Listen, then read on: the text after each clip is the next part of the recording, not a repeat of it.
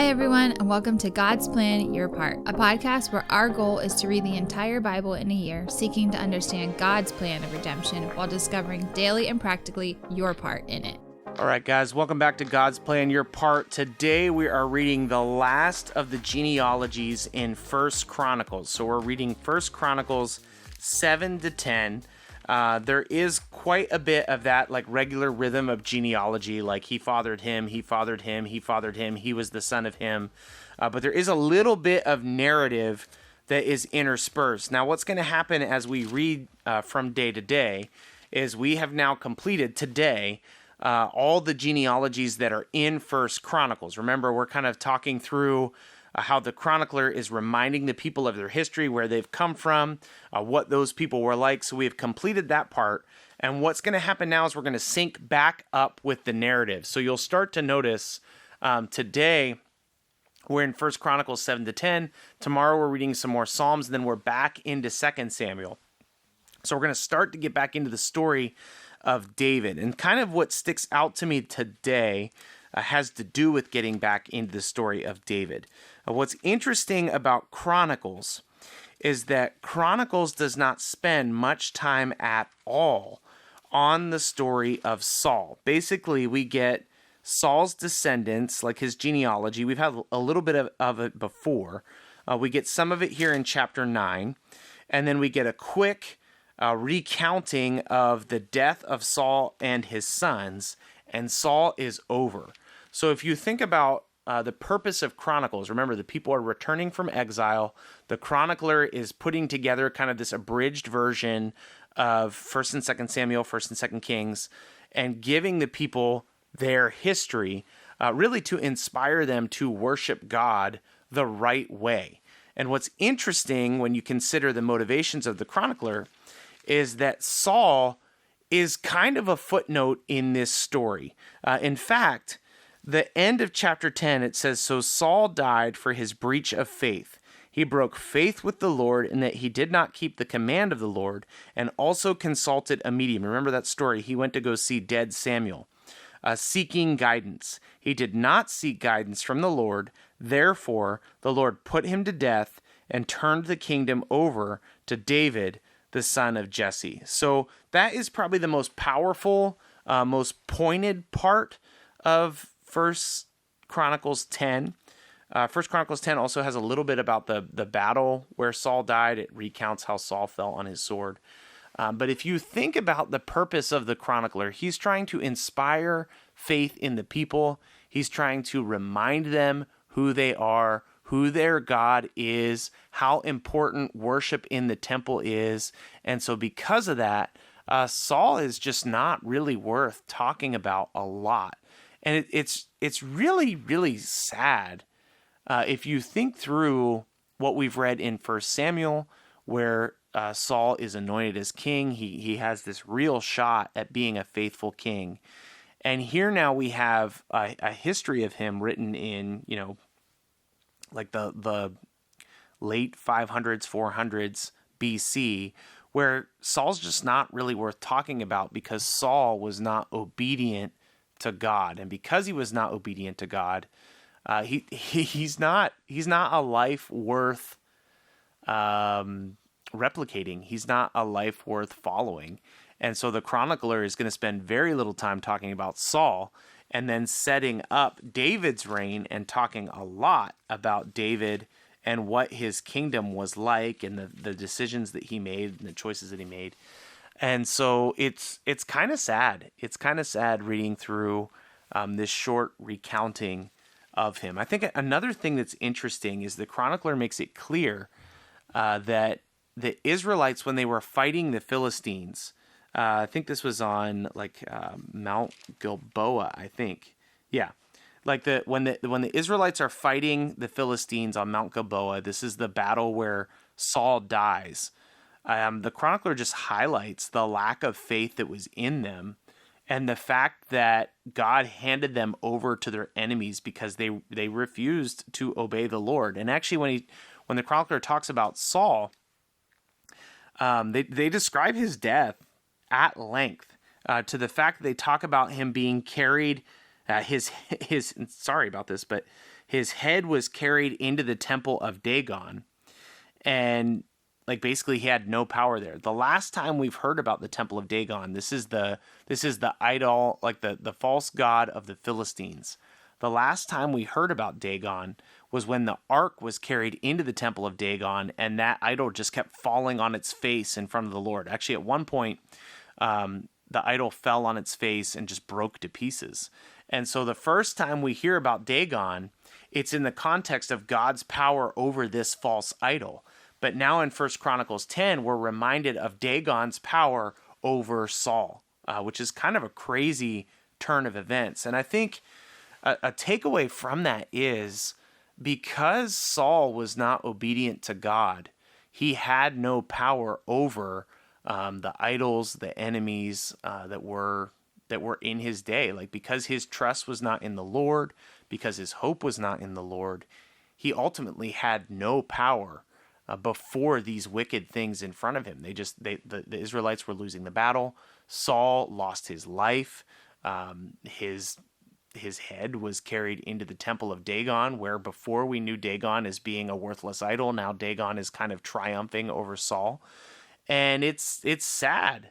And so to me, this is kind of a your part for today, to me, when we are obedient to God, when we listen to God's voice, when we do what God asks us to do, when we serve him wholeheartedly, we have incredible power before our enemies, before the enemies of the Lord, before the idols of our day, because we're not walking in our own strength, we're walking in God's strength. And I think, to me, reading over 1 Chronicles 10, Saul's failure to walk in God's strength is just sad. Like, you have this guy who was chosen to be the king of the priestly nation of Israel, and he failed miserably at his job because he failed to be obedient. And so it's a cautionary tale for us. It was a cautionary tale for those that were reading Chronicles to be obedient to the Lord at all times. And when we're obedient to the Lord at all times, he takes up our case and takes up our battles for us.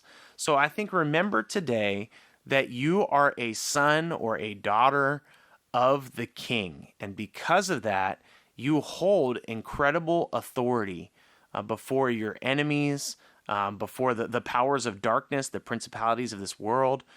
Because of your identity as a son or a daughter of the King, like, we have power, but we only have that power when we are obedient to our Father, when we're walking in the path he's set for us, and we're honoring him with our lives. And so it is a reminder, I think, to meet opposition with faith. If you're dealing with something in your life that is against God, maybe there's people in your life that are against God, maybe there's a situation in your life that's against God, man, walk in faith and represent the Lord in that situation, and trust that the Lord will be acting on your behalf. And like, go to God in prayer, ask the Lord to act, and then have faith that he will. And when we're doing that, not only are we living a life worth following, we're honoring the God who has put us in that situation in the first place and is giving us power to meet those challenges, not because of who we are, but because of who he is. And looking back over the life of Saul, it's just so disappointing because that power was available to him, that faithfulness was available to him, but he chose not to walk in that. And because of that, ultimately, and it's kind of bleak, but because of that, he ends up hanging in this temple of this foreign god. Now, ultimately, what happens is these faithful men from Jabesh Gilead, I believe, they go and they rescue him, and they give him a fair burial. And so Saul's end is not as drastic or as bleak as it could be, but ultimately it's because faithful men met the challenge and went to get him. And then what the chronicler is going to do is going to walk quickly away from Saul's life and tell us about David's life. And David, we're going to see very clearly, has many flaws, but he is faithful to God and obedient to God when it counts. When he makes mistakes, he repents. When he is met with a challenge, he walks in faith. And so that is a challenge to us, and it's an example to us as sons and daughters of the King to walk in that authority and trust him and follow him and ultimately enjoy the life that he has laid out before us. So that's what I'm taking out of First Chronicles, though I will admit I'm very happy to be done with all these genealogies. Not only are they goofy to read, the lists just get long. So we do want to read the whole Bible this year. We want to see everything that's in here for us to see, but I'm happy to leave these genealogies behind us. Maybe you are too. Stick around, listen to the reading, read it for yourself. We'll see you again tomorrow. Bye. Thanks so much for listening to our take today. Before we get into the reading, if we could just ask you one thing.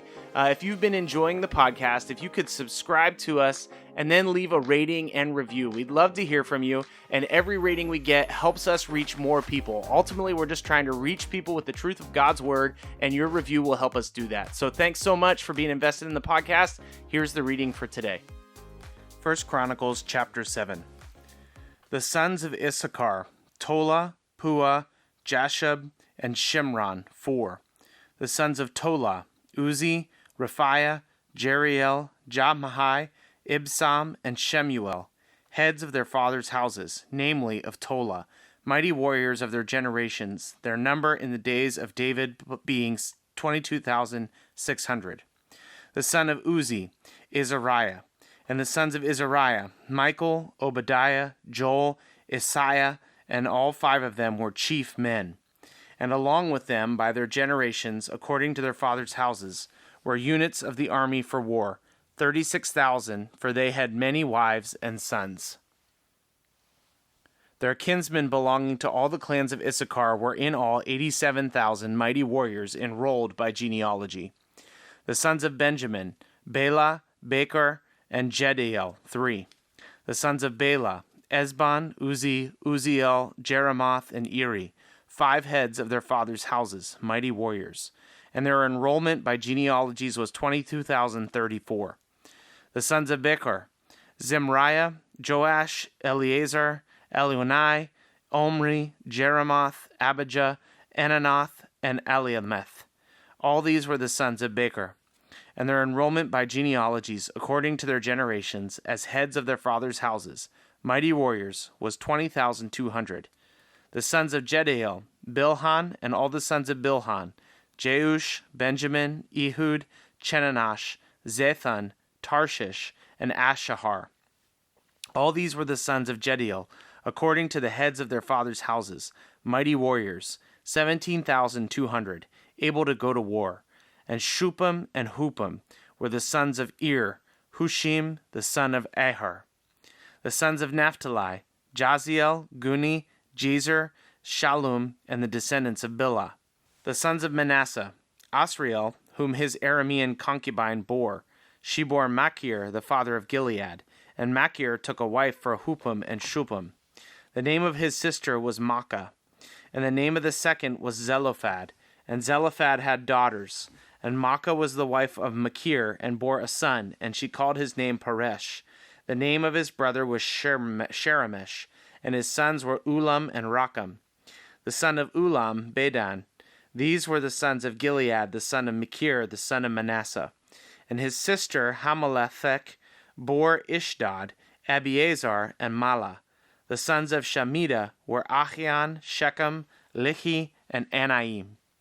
The sons of Ephraim, Shethulah, and Bered, his son, Tehath, his son, Eladah, his son, Tehath, his son, Zabad, his son, Shamulath, his son, and Ezer and Eliad, whom the men of Gath, who were born in the land, killed, because they came down to raid their livestock.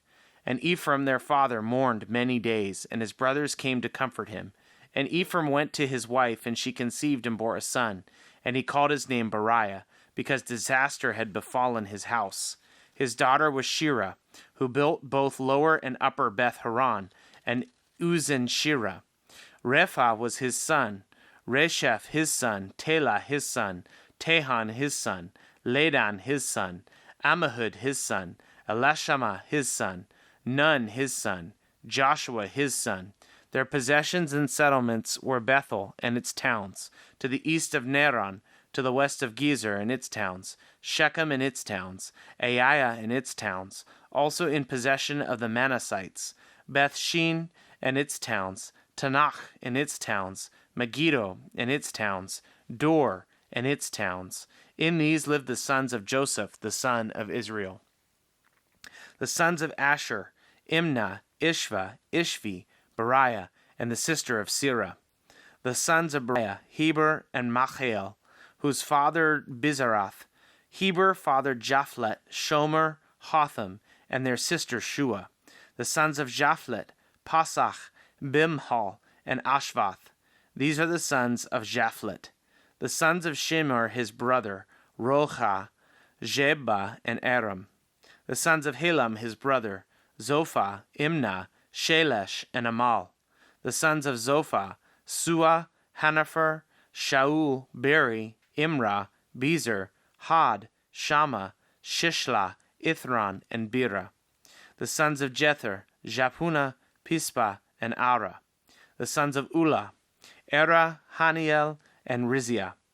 All of these were men of Asher, heads of their fathers' houses, approved, mighty warriors, chiefs of the princes. Their number enrolled by genealogies for service in war was 26,000 men. Benjamin fathered Bela his firstborn, Ashbel the second, Ahara the third, Noha the fourth, and Rapha the fifth. And Bela had sons, Adar, Gera, Abihud, Abishua, Naaman, Ahoah, Gera, Shaphunan, Hiram. These are the sons of Ehud. They were the heads of their fathers' houses of the inhabitants of Geba, and they were carried into exile in Manahath. Naaman, Ahijah, and Gera, that is Heglam, who fathered Uzzah and Ahihud. And Sherahim fathered sons in the country of Moab after he had sent away Hushim and Bara his wives. He fathered sons of Hodesh his wife, Jobab, Zibiah, Mesha, Malcham, Jeuz, Shashia, and Mirma. These were his sons, heads of fathers' houses. He also fathered sons of Hushim, Abitub, and Elpah. The sons of Elpah, Eber, Mishem, and Shemed, who built Ono and Lod with its towns, and Beriah and Shema.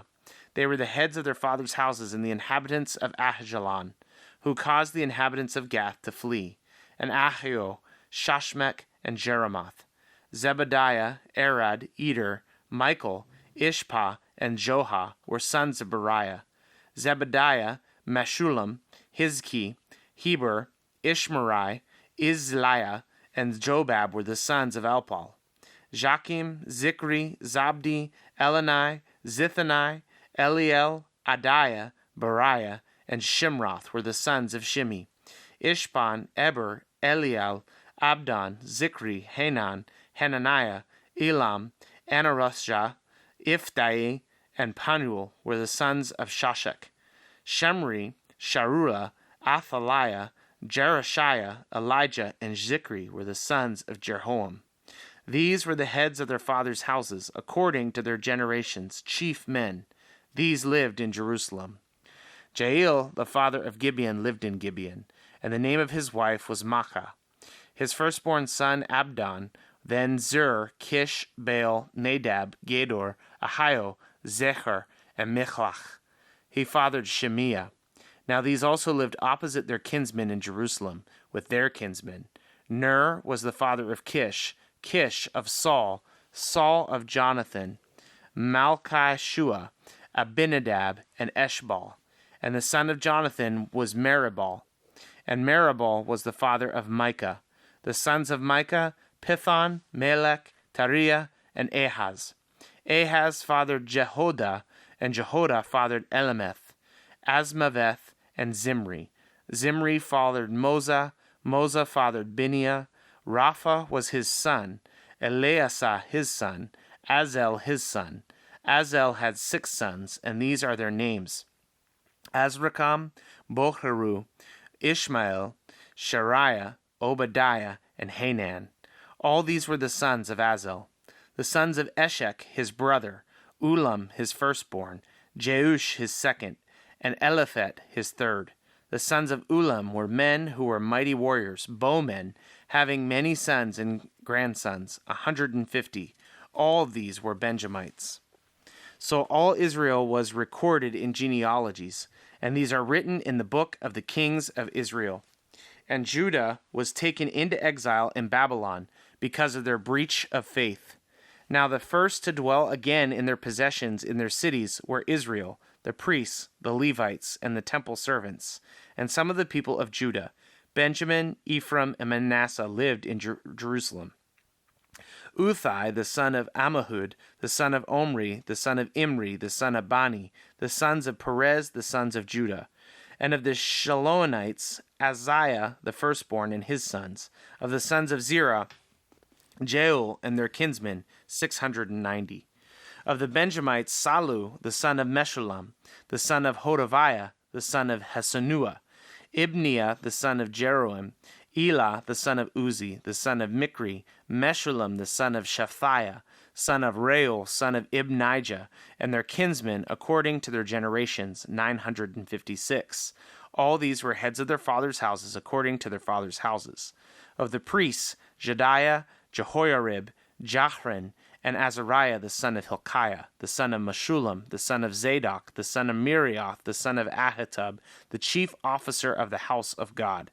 And Adadiah was the son of Jeroham, the son of Pashur, the son of Malchijah, and the Messiah, the son of Adiel, the son of Jahizriah, the son of Meshullam, the son of Meshelemith, the son of Emer.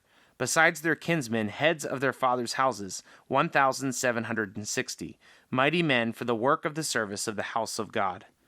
Of the Levites, Shemaiah the son of Hashub, the son of Azrikam, the son of Hashabiah, the sons of Merari, the sons of Barbachar, Hiresh, Galel, and Mattaniah the son of Micah, the son of Zirkri, the son of Asaph, and Obadiah the son of Shemaiah, the son of Galal, the son of Jeduthun, of Berechiah the son of Asa, the son of Elkanah, who lived in the villages of the Netophathites. The gatekeepers were Shallum, Akab, Talmon, Ahaman, and their kinsmen. Shallum was their chief. Until then, they were the king's gate in the east side of the gatekeepers of the camps of the Levites. Shallum, the son of Kori, the son of Abasiaph, the son of Korah, his kinsmen of his father's house, the Korahites, were in charge of the work of the service, the keepers of the thresholds of the tent, as their fathers had been in charge of the camp of the Lord, keepers of the entrance. And Phinehas, the son of Eleazar, was the chief officer over them in times past. The Lord was with him. Zechariah was the son of the gatekeeper at the entrance of the tent of meeting. All these who were chosen as gatekeepers at the thresholds were 212. They were enrolled by genealogies in their villages. David and Samuel the seer established them in their office of trust. So they and their sons were in charge of the gates of the house of the Lord, that is, the house of the tent, as guards. The gatekeepers were on the four sides, east, west, north, and south, and their kinsmen were in their villages, were obligated to come in every 7 days in turn to be with these. For the four gatekeepers, who were Levites, were entrusted to be over the chambers and the treasures of the house of God. And they lodged around the house of God, for on them lay the duty of watching, and they had the charge of opening it every morning. Some of them had charge of the utensils of service, for they were required to count them when they were brought in and taken out. Others of them were appointed over the furniture and over all the holy utensils, also over the fine flour, the wine, the oil, the incense, and the spices. Others of the sons of the priests prepared in the mixing of the spices. And Mattathiah, one of the Levites, the firstborn of Shallum the Kohathite, was entrusted with the making of flat cakes. Also some of their kinsmen of the Kohathites had charge of the showbread to prepare it every Sabbath. Now these, the singers, the heads of the fathers' houses of the Levites, were in the chambers of the temple, free from others' service, for they were on duty day and night. These were the heads of the fathers' houses of the Levites, according to the generations, the leaders. They lived in Jerusalem. In Gibeon lived the father of Gibeon, Jeiel, and the name of his wife was Maacah, and his firstborn son Abdon, then Zur, then Kish, Baal, Ner, Nadab, Gedor, Ahio, Zechariah, and Mikloth. And Mikloth was the father of Shimeon, and these also lived opposite of the kinsmen in Jerusalem, with their kinsmen. Ner fathered Kish, Kish fathered Saul, Saul fathered Jonathan, Malchishua, Abinadab, and Eshbal. And the son of Jonathan was Mirabal, and Mirabal fathered Micah. The sons of Micah, Pithon, Melech, Tariah, and Ahaz. And Ahaz fathered Jerah, and Jerah fathered Elameth, Asmarveth, and Zimri. And Zimri fathered Moza. Moza fathered Bini, and Rephiah was his son. Eliash his son, Azel his son. Azel had 6 sons, and these are their names: Azrikam, Bocharu, Ishmael, Shariah, Obadiah, and Hanan. These were the sons of Azel. Now the Philistines fought against Israel, and the men of Israel fled before the Philistines and fell slain on Mount Gilboa. And the Philistines overtook Saul and his sons, and the Philistines struck down Jonathan and Abinadab and Malchishua, the sons of Saul. The battle pressed hard against Saul, and the archers found him, and he was wounded by the archers. Then Saul said to his armor-bearer, "Draw your sword and thrust me through with it, lest these uncircumcised come and mistreat me." But his armor-bearer would not, for he feared greatly. Therefore Saul took his own sword and fell upon it. And when his armor-bearer saw that Saul was dead, he also fell upon his sword and died. Thus Saul died, and he and his 3 sons and all his house died together. And when all the men of Israel who were in the valley saw the army had fled, and that Saul and his sons were dead, they abandoned their cities and fled, and the Philistines came and lived in them. The next day, when the Philistines came to strip the slain, they found Saul and his sons fallen on Mount Gilboa. And they stripped him and took his head and his armor, and sent messengers throughout the land of the Philistines to carry the good news to their idols and to the people. And they put his armor in the temple of their gods, and fastened his head in the temple of Dagon.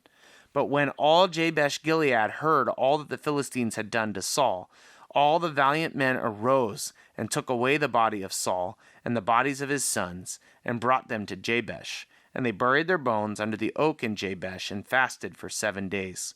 So Saul died for his breach of faith.